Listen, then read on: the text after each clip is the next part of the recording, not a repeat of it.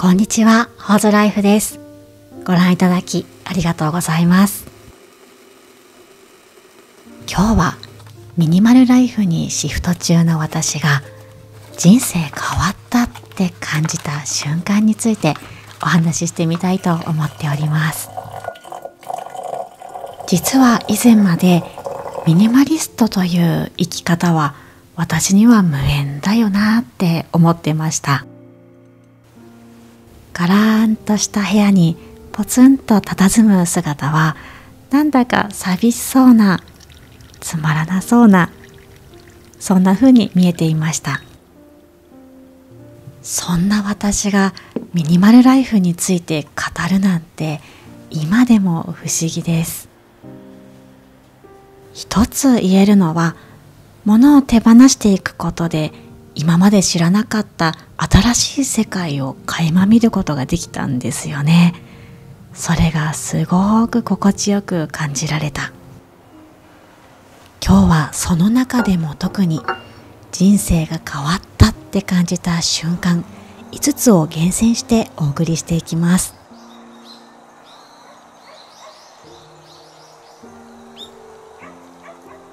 〇〇しにくいから解放された瞬間。3つの〇〇しにくい。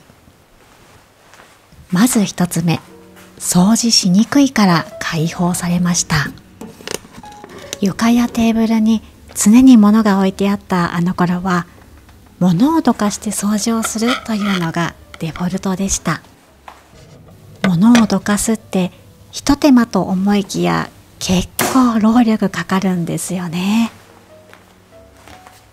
これってどこに戻すんだっけなとか、これ捨てる？いや、どうしようかなとか、今思うとものすごく頭を使ってたなって感じます。物を減らしたらどかすものも減る。そうしたら断然に掃除がシンプルで楽です。何にも考えずにただ履けばいい、ただ拭けばいい。掃除のハードルがぐぐっと下がっていきました。次の〇〇にくい。見つかりにくいから解放されました。リモコンどこに置いたっけ？昨日つけてたピアスどこ行っちゃったんだろう。ミニマルライフを始めたら、そんな紛失騒動がほぼ0件になりました。物が減った分、ちょうどいい場所になくしやすいものの帰り場所を作れたんですよね。嬉しかったのは、夫が勝手に物を戻してくれるようになったこと。言わなくてもやってもらえる。これ一番ですよね。3つ目、取り出しにくいからの解放。収納の奥の奥にしまったあれ。重ねたお皿の下のやつ。ぎゅうぎゅうになっている洋服。取り出すと他のものまでドサッと出てきてしまったり、お皿が割れてしまうこともありました。物を減らしたら、我が家の収納はぎゅうぎゅうの満員電車ではなくて、ゆとりのある新幹線のグリーン車に変わりました。そうしたら、ただそこに置いてるだけ。特別な技は使わなくても、さっと取れてさっとしまえる。なんだか収納上手になった気分です。後悔しなくなっていた瞬間。先日100均に行ったんですが、そこで気づいたことがありました。店内を一周したのに必要なものしか買ってない。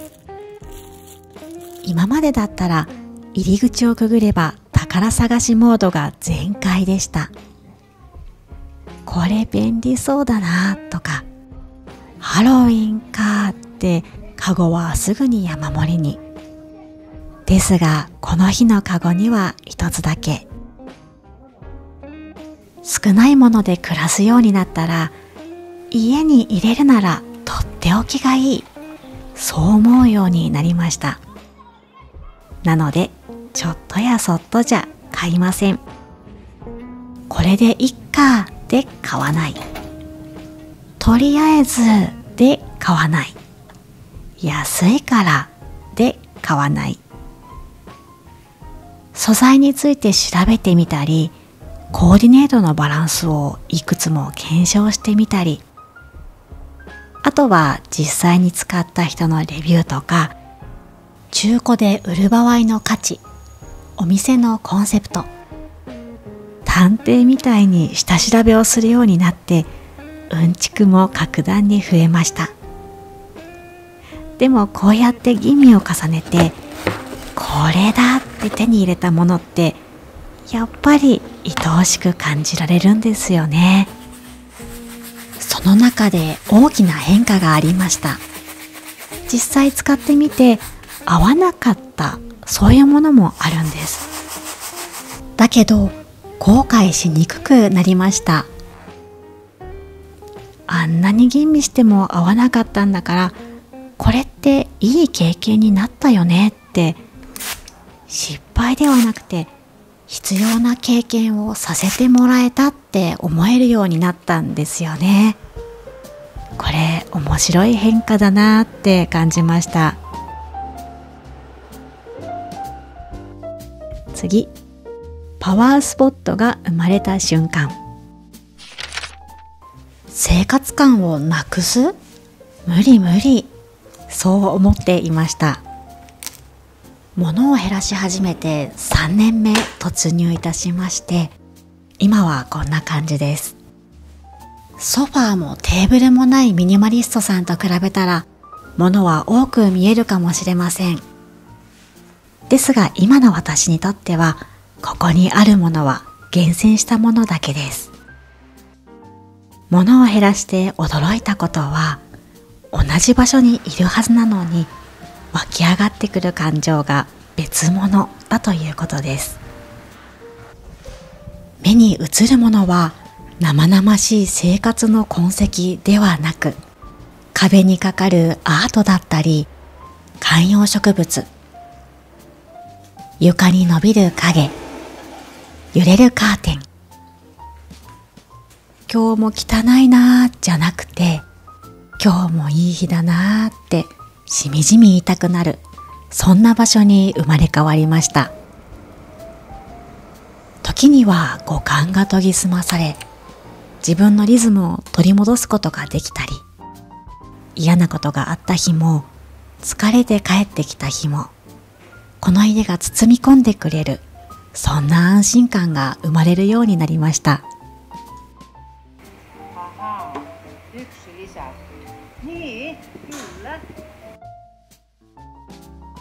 引き算のうまみに気づいた瞬間。視聴者さんからもコメントをいただいて、すごく腹落ちしたことがありました。物に限らず、多くの場面で引き算が役立つということ。何を持つかではなく、何を持たないか。何を言うかではなく、何を言わないか。誰と付き合うかではなく、誰と付き合わないか。足し算しか知らなかった私が引き算を覚えた。そうしたらいい塩梅を見つけやすくなりました。例えば食事です。今までは品数は多ければ多い方がいいって思ってたし、こねたり混ぜたり手間とか工夫を詰め込むほどいいって思ってました。だけどこれ時間がかかるし、疲れ果てるし、引き算を取り入れたら食卓はガラリと変わりました。焼くだけで OK、 シンプルな調味料だけで OK。 そうしたら素材の味を楽しめるようになったんですよね。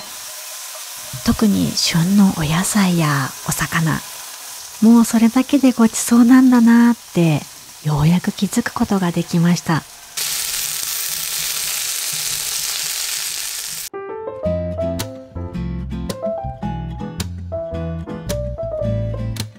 それから品数も減らしました。一汁一菜で十分だった。足りないなって思う栄養素は何でも汁物に入れてしまいます。前は急げ急げって慌ただしく作っていましたが、作業量が減った分、美味しくなーれって気持ちを込める余裕ができました。つまずきそうになったら引き算。心の雑音に疲れたら引き算。人生の裏技を見つけてしまいました。それでは最後、価値観の原石を発掘した瞬間。今まで私は足りないものを埋めることに必死でした。ブランドバッグを持っておしゃれな街をかっ歩したい。新築の大きな家に引っ越してラグジュアリーな暮らしをしたい。もっと旅行に行きたいし、ミシュランのレストランにも行きたい。遥か彼方にある理想を思い描いて必死に手を伸ばしてました。当時はあれもこれも手に入れることが幸せへの道だと思っていたし、背伸びをし続けることが成長の証って信じていたんですよね。それはそれで幸せへの道なのかもしれません。だけどあの時のままだったらいつまでも目をぎらつかせて暗闇でもがき続けていたのかもなーって思います。断捨離で物と向き合った時間は宝物です。物を手放すとき、どれを手放そうかなって考えるんですが、それと同時に残したいものってどれかなって考えるんですよね。残したいものを考えていくと、本当は私どうありたいのかなって自分を俯瞰して見れるようになる。サラサラって流されて生きてきた私にはどうありたいかなんて初めは想像もできませんでした。だけど何度も何度も考えていくうちに心ってついてくるものみたいです。物や地位で作ろうのはもうやめました。他人の目で心をすり減らすのも、過去や未来にとらわれて生きるのもやめました。半径1メートルの小さな幸せで私は十分だ。誰の目にも見える物質的なものではなくて、自分の心でしか捉えようのない、もっともっと柔らかくて本質的な何か。きっとミニマリストってそんな何かの温かさに惚れ込んだ人たちのことであり、身軽で自由な旅人みたいな生き方なのかもしれません。皆様も物を手放して人生変わったって思った瞬間ありますでしょうか？これからも暮らしと向き合いつつ考えたことなどをシェアしていきたいと思っております。また遊びに来ていただけたら嬉しいです。それではまたお会いしましょう。